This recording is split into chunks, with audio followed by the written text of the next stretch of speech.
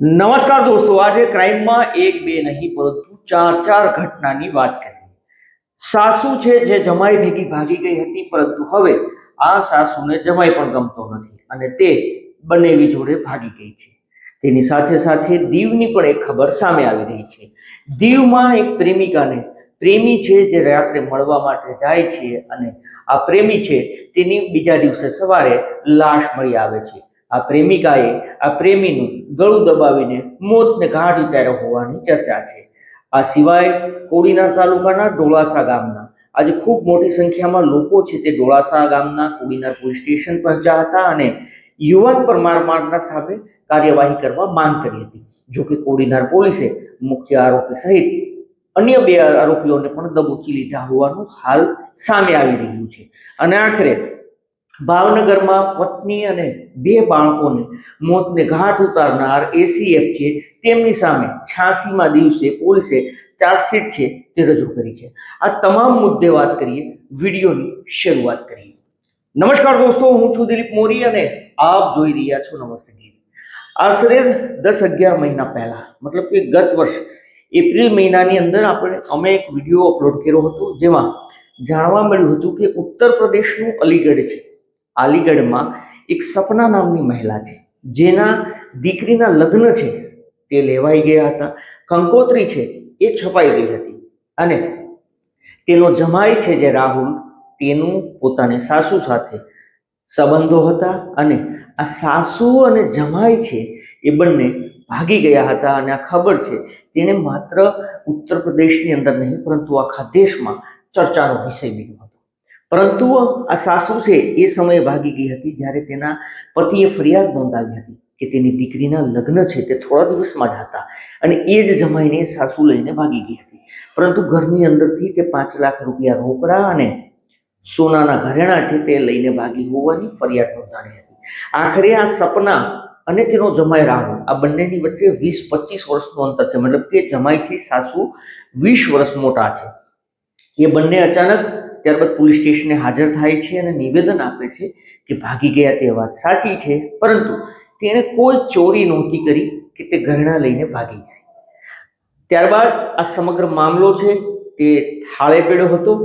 સાસુ, સપના અને તેનો જે જમાઈ છે એ બંને ત્યારબાદ બિહારમાં રહેવા જતા રહ્યા હતા. આ બંને લિવિંગમાં રહેતા હતા બિહારની અંદર, પરંતુ અચાનક 9-10 મહિનાનો સમય વીતે છે અને આ જે જમાઈ હતો જે સાસુને ભગાડી ગયો હતો એ ફરી પ્રગટ થયો છે પોલીસ સ્ટેશનની અંદર. અલીગઢ પોલીસ સ્ટેશનને પહોંચે છે એ વ્યક્તિ અને તેની સાસુ જે હતી, મતલબ કે તેની પ્રેમિકા, તેની વિરુદ્ધ તે ફરિયાદ નોંધાવવા પહોંચ્યો હતો. તેનું કહેવું છે કે તે જે સપના સાથે રહેતો હતો, તેની સાસુને ભગાડી ગયો હતો, તેણે હવે તેને પણ દગો દીધો છે અને એ સાસુ છે તે હવે એના બનેવી જોડે ભાગી ગઈ છે.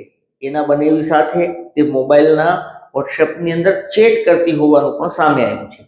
સાસુને જમાઈ છે તે હવે બોરિંગ લાગતો હતો અને તેના કારણે તે તેના બનેવી સાથે ભાગી જાય છે. હવે અલીગઢ પોલીસ સ્ટેશને આ સમગ્ર મામલો પહોંચ્યો છે, પરંતુ અલીગઢ પોલીસે એવું કીધું છે કે આ ઘટના બિહારની અંદર છે, જેના કારણે અહીંયા ફરિયાદ ના નોંધાય, જેના કારણે આ જમાઈને પોલીસે હવે રવાના કર્યો છે. પરંતુ જમાઈનું કહેવું છે કે તેની સાસુ છે, મતલબ તેની પ્રેમિકા સપના છે, તે 2 લાખ રૂપિયા રોકડા અને ઘરેણા લઈને જીજાજી સાથે ભાગી ગઈ છે. તેના આ સમગ્ર મામલે ફરી કુતૂહલ સર્જાયું છે અને દેશભરમાં આ સાસુ જમાઈનો કિસ્સો છે તે ફરી એક વખત નવી ચર્ચાનો વિષય બન્યો છે. હવે વાત કરી લઈએ કેન્દ્ર શાસિત પ્રદેશ દીવની. દીવમાં એક ખૌફનાક ઘટના છે તે સામે આવી છે. દીવનો સાઉદીવાડી વિસ્તાર છે. આ દીવના સાઉદીવાડીમાં એક મેઘાવાડી કરીને વિસ્તાર છે અને આ મેઘાવાડીની અંદર એક પ્રેમિકા છે જેનું નામ વિજયાબેન છે. એમને એવું જાણવા મળ્યું છે કે પરિણીત છે અને તેને 3 સંતાનો છે, પરંતુ એવા દાવાઓ થઈ રહ્યા છે કે આ જે વિજયાબેન છે તેનો જે આશિક છે એ આશીષ હતો. આશીષ નામનો યુવાન છે જે તેને સાથે પ્રેમ કરતો હતો. છેલ્લા 8-9 વર્ષથી તેની સાથે સંપર્કમાં હતો, તેની સાથે પ્રેમના સંબંધો હોવાનું જાણવા મળી રહ્યું છે. 2 દિવસ પહેલા આશીષ છે તે વિજયા નામની મહિલા છે તેની સાથે મળવા માટે જાય છે, તેના ઘરે જાય છે, પરંતુ બીજા દિવસે આશીષ છે તેની લાશ મળી આવે છે અને એ લાશ પણ આ વિજયા નામની મહિલાના ઘરની અંદરથી મળી આવે છે. પોલીસને વણાકબારા પોલીસને જાણકારી મળે છે. વણાકબારા પોલીસ છે તે ત્યાં પહોંચે છે ઘરે અને તપાસ શરૂ કરે છે. સૌપ્રથમ તો આ જે વિજયા નામની મહિલા છે તેણે આ જે આશીષ મરી ગયો તેનું નેચરલ મોત થયું હોવાનું અથવા તો અન્ય કોઈ કારણ બતાવ્યું હતું જેના કારણે તે કાનૂનના શકંજામાં ન આવે, પરંતુ ત્યારબાદ ખીલ્યું છે કે તેનું ગળું ઘોટીને તેને મોતને ઘાટ ઉતાર્યો છે. પરંતુ પોલીસે આજે આ વિજયા મહિલા છે વિજયા નામની તે આરોપી છે તેને કોર્ટની અંદર હાજર કરી હતી અને કોર્ટ પાસે 14 દિવસના રિમાન્ડની માંગણી કરી હતી, પરંતુ કોર્ટે 5 દિવસના રિમાન્ડ આપ્યા છે, કારણ કે પોલીસને શંકા છે કે જે ફાંસો આપવામાં આવ્યો છે આશીષને એ માત્ર એકલી મહિલાનું કામ ન હોઈ શકે. આવી આશંકાઓ છે. જો કે આ પૂછપરછમાં હવે શું નવા ખુલાસા થાય છે તે જોવું રહ્યું. પરંતુ ગીર સોમનાથ જિલ્લાથી પણ એક ખોફનાક ઘટના છે તે સામે આવી છે.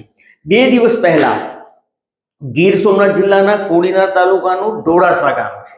આ ડોળાસા ગામે થોડા દિવસ પહેલા એ હાઈવે ઉપર એક દિલીપભાઈ મોરી કરીને છે, દિલીપભાઈ જેઠાભાઈ મોરી, એ રાત્રિના સમયે પોતાની વાડીની ત્યાંથી પસાર થતા હતા. ત્યાં સ્કોર્પિયો હતી વ્હાઇટ કલરની અને એના દરવાજા ખુલ્લા હતા. એની વાડીની ત્યાં હતા, ગેટને ત્યાં, એટલે એને પૂછ્યું કે અહીંયા કેમ ઊભા છો, સાઈડ દરવાજો બંધ કરો જેથી કરીને હું જઈ શકું ગાડી લઈને.